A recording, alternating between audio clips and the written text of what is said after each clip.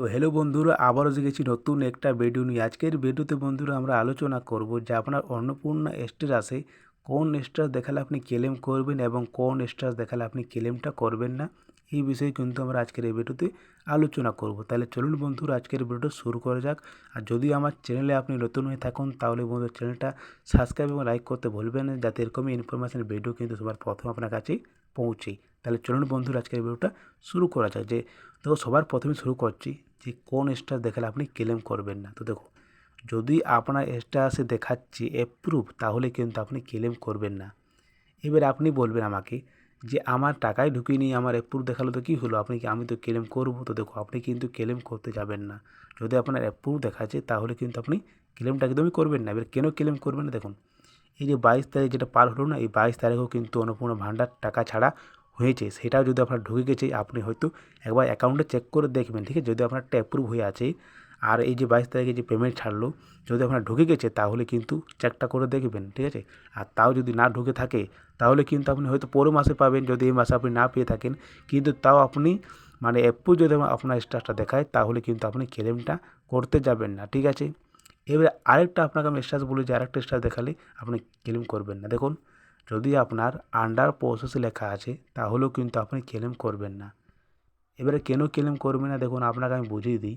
Under process লেখা মানে দেখুন সব কিন্তু কাজ যোগ কমপ্লিট হয়ে গেছে, ভেরিফিকেশন, যাচাই কাজ, যেরকম কাজ হয়েছিল আর কি, সব কিছু কমপ্লিট হওয়ার পরে কিন্তু আপনাকে ওখানে আন্ডার প্রসেসে রেখে দেওয়া হয়েছে, ঠিক আছে।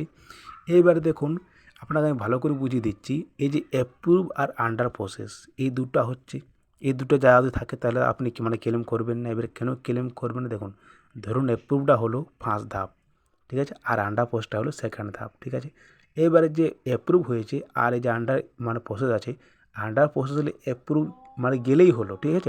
আপনাকে আর ওটার কোনোই করতে হবে না। আপনার যে আন্ডার প্রসেস আছে না, ওটা দেখবেন আপনার অ্যাপ্রুভ হয়েই যাবে, ঠিক আছে। তাহলে কিন্তু আপনি ক্লেম করবেন না যদি আপনার এই দুটো স্ট্যাটাস দেখাচ্ছে, ঠিক আছে। এবারে কারা ক্লেম করবেন কোন স্ট্যাটাসটা দেখালে, এবার চলুন আমাদেরকে স্ট্যাটাসটা দেখায় যে আপনার কোন স্ট্যাটাসটা দেখালে আপনি ক্লেম করবেন না, কোন কোন স্ট্যাটাসটা দেখালে, ঠিক আছে।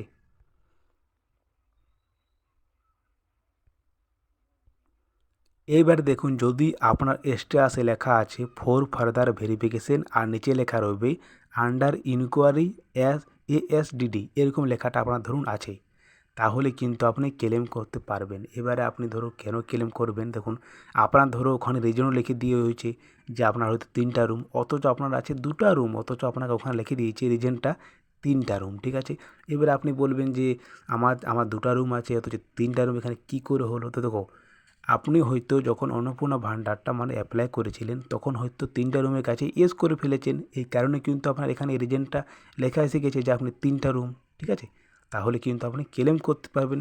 এবার দেখুন আপনি রিমার্কসে কীরকমভাবে লিখবেন, যদি আপনার 2টা রুম থেকে থাকে আর ধরুন আপনি ওখানে ইয়েস করে ফেলেছেন 3টা রুমে ভবিষ্যতে, ঠিক আছে, তাহলে আপনার রিজনটা তো এসে গেছে। এবার আপনি রিমার্কসে কীরকমভাবে লিখবেন, তো দেখুন আপনি এইভাবেই লিখবেন যে আমি পাওয়ার যোগ্য, আমি ভুলে 3টা রুম সিলেক্ট করে ফেলেছি অথচ আমার আছে 2টা রুম, তাহলে দয়া করে আমাকে অন্নপূর্ণা ভাণ্ডারটা দেওয়া হোক, আমি একটা পাওয়ার যোগ্য। এরকমভাবেই কিন্তু আপনি একটু বাগানে লিখবেন, ঠিক আছে। এটা আপনাকে আমি বলে দিলাম যে আপনি এরকমভাবে লিখবেন। তো আপনি যখন রিমার্কসে লিখবেন তখন কিন্তু আপনি হালকা বাগিয়ে লিখবেন, ঠিক আছে। ইংলিশে লিখুন, বাংলা লিখুন, যে ভাষায় লিখুন আপনি লিখতে পারেন, ঠিক আছে। তো এরকমভাবে আপনি বাগিয়ে লিখবেন যদি আপনার এই জিনিসটা হয়েছে, ঠিক আছে।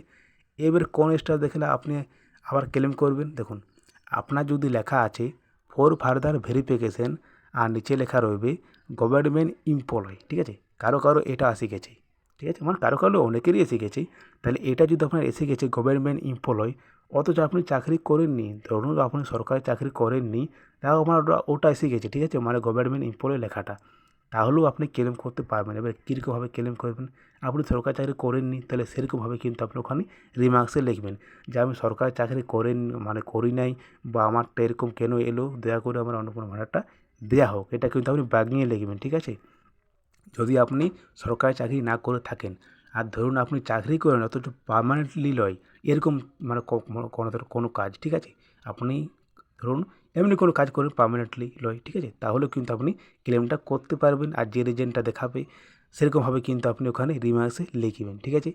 এবারে আরেকটা কোন স্টার দেখালে আপনি ক্লেম করবেন, দেখুন আপনার যদি স্টেটাসে ধরুন আপনারটা রিজেক্টেড করে দেওয়া হয়েছে, ঠিক আছে, অথচ আপনি পাওয়ার যোগ্য, আপনারটা হয়ে গেছে রিজেক্টেড। এবার রিজেক্টটা কী কারণে হতে পারে? দেখুন, রিজেক্টটা হতে পারে বহু কারণেই। যদি যে আপনি ধরুন ওখানে আধার নম্বর ভুল দিয়ে ফেলেছেন, বা হয়তো ভোটার নম্বর ভুল দিয়ে ফেলেছেন, আর অথচ আপনার এসআইআর 2026 রেজিস্টার ধরুন নামও আছে, ঠিক আছে, বা আপনি এগুলা ভুল দিয়ে ফেলেছেন, অথচ আপনি ওখানে মানে সিলেক্ট করে ফেলেছেন ভুলভাল হয়তো কোনো এক দুটা জিনিস, ঠিক আছে, এই কারণে কিন্তু আপনারটা ওখানে রিজেক্টেড লেখাটা এসে গেছে, মানে আপনারটা ওখানে রিজেক্টেড করে দেওয়া হয়েছে।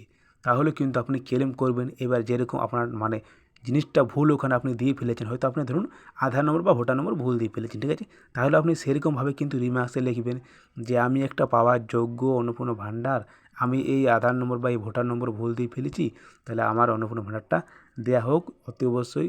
মানে আপনি এরকম বলবেন যে দয়া করে, ঠিক আছে, এরকমভাবে কিন্তু আপনি বাগিয়ে লিখবেন যদি আপনার রিজেক্টেড লেখা হয়ে গেছে, আর অথচ আপনি আধার নম্বর বা ভোটার নম্বর বা যে কোনো একটা জিনিস হোক আপনি হয়তো ভুল দিয়ে ফেলেছেন, ঠিক আছে, তাহলে কিন্তু আপনি এরকমভাবে কিন্তু বাগিয়ে লিখে আর ওই রিমার্কসে লিখে কিন্তু করবেন। এবার আপনি ক্লেমটা কীভাবে করবেন সে নিয়েও কিন্তু আমার এই চ্যানেলে অলরেডি ভিডিও আপলোড আছে, সেটা কিন্তু আপনি দেখে দেখে ক্লেমটা করে নেবেন, ঠিক আছে। তাহলে চলুন বন্ধুরা, আজকের ভিডিওতে আপনাকে আমি বুঝাতে পেরেছি যে আপনি কোন এক্সট্রা দেখালে ক্লেম করবেন, কোন এক্সট্রা দেখালে আপনি ক্লেম করবেন না, সব কিছু কিন্তু আপনাকে আমি এই ভিডিওতে বুঝিয়ে বলে দিয়েছি, ঠিক আছে। তাহলে চলুন বন্ধুরা, আজকের ভিডিওতে এখানে এনে করে আর বেশি বড় করছি না, দেখা করবে কোনো নেক্সট ভিডিওতে। জয় হিন্দ, বন্দে মাতরম।